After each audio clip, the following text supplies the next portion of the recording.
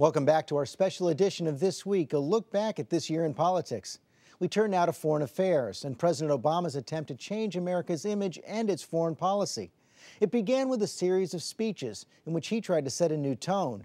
His critics called it an apology tour.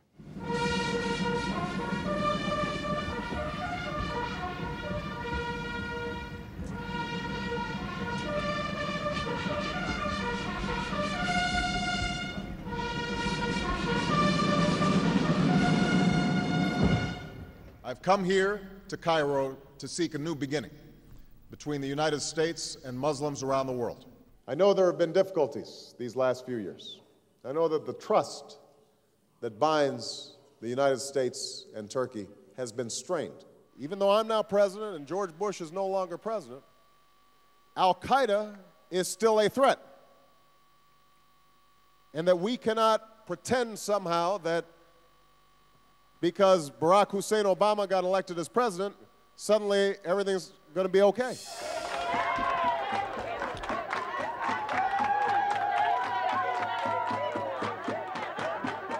Wait, you want me to tell you what my husband thinks? My husband is not the Secretary of State, I am. Are you prepared to sit down at those talks without preconditions? We believe in talking, in negotiating, based on sincerity and respect and justice. But the U.S. administration severed its relations with us. I don't think there is any doubt in anyone's mind that were Israel to suffer a nuclear attack by Iran, there would be retaliation. By the United States? Well, I think there would be retaliation. It has been a week full of accusations, confrontation, recalibration, and new calls for investigation here in Washington. Just another week.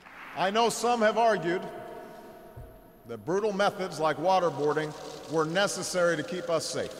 And I categorically reject the assertion that these are the most effective means of interrogation.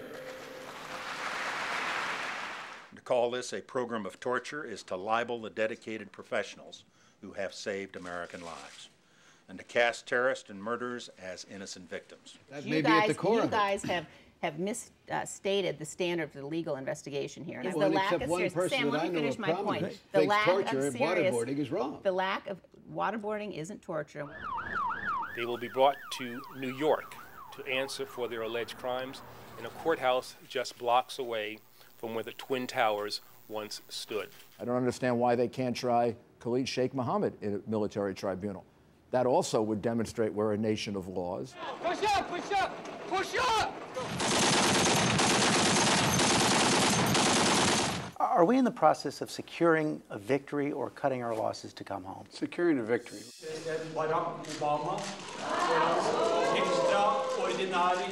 I receive this honor with deep gratitude and great humility. Go! Come on, come on, come on! This will not be quick nor easy. But we must never forget, this is not a war of choice.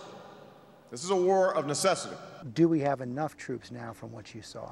We don't. It's time for President Obama to make good on his promise.